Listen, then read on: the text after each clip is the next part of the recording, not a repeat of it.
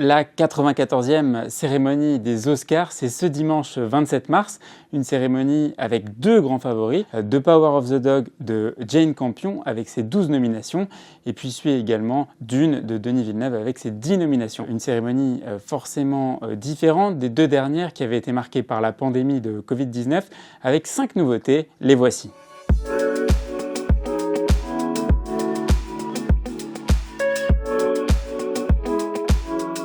La toute première nouveauté, c'est déjà le changement de décor. L'an passé, la cérémonie avait été organisée à l'Union Station, l'une des plus grandes gares de Los Angeles, pour des raisons de Covid et pour respecter les jauges pendant la pandémie. Cette année, le petit monde du cinéma est de retour au théâtre Dolby, adresse culte située sur le tout aussi culte Hollywood Boulevard, un théâtre qu'on connaît très bien puisqu'il accueille la cérémonie depuis 2002.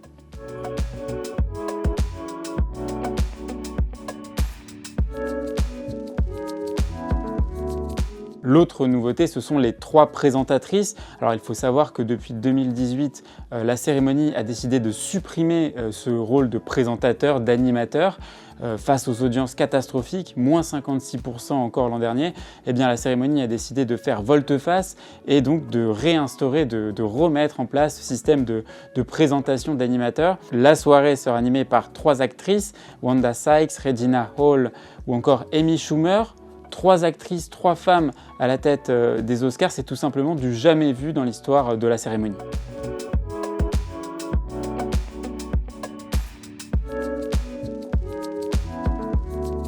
Autre particularité cette année, certains prix seront préenregistrés, c'est-à-dire qu'ils ne seront pas remis en direct, et ça c'est vraiment différent des années précédentes.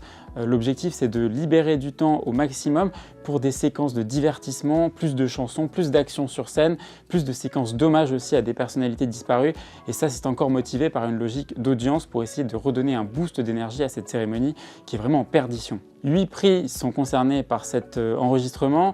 On retrouve notamment le prix du meilleur son, le prix du meilleur décor ou encore le prix du meilleur court-métrage documentaire. Évidemment, c'est une décision qui a fait vivement réagir les professionnels du secteur et pas des moindres, Denis Villeneuve s'y est vivement opposé ou encore Steven Spielberg.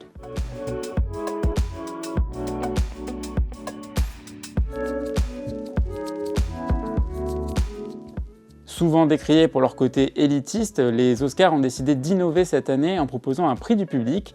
Jusqu'au début du mois de mars, les internautes avaient l'opportunité de voter sur Twitter pour leur film préféré et de d'élire leur film préféré de l'année 2021. Une toute nouvelle catégorie qui pourrait permettre à Spider-Man No Way Home de briller enfin. Il faut rappeler quand même que le film a été boudé des nominations. Il n'a reçu qu'une seule nomination dans la catégorie des meilleurs effets visuels.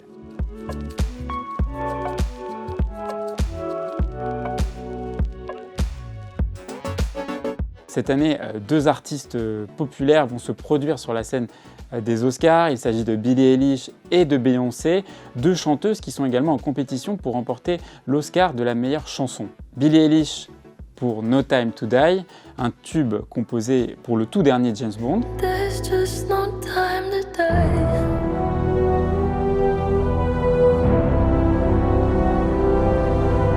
Beyoncé chantera quant à elle Be Alive, un titre composé pour la bande originale du film La méthode Williams, le biopic consacré aux sœurs Venus et Serena Williams, les 2 tenniswomen. It feels so good to be alive. Et selon le magazine Variety, Beyoncé ne chantera pas depuis la scène du théâtre Dolby, mais carrément depuis un terrain de tennis un petit peu particulier puisqu'il sera situé en banlieue défavorisée de Los Angeles. C'est ici que les sœurs Williams ont commencé à jouer au tennis.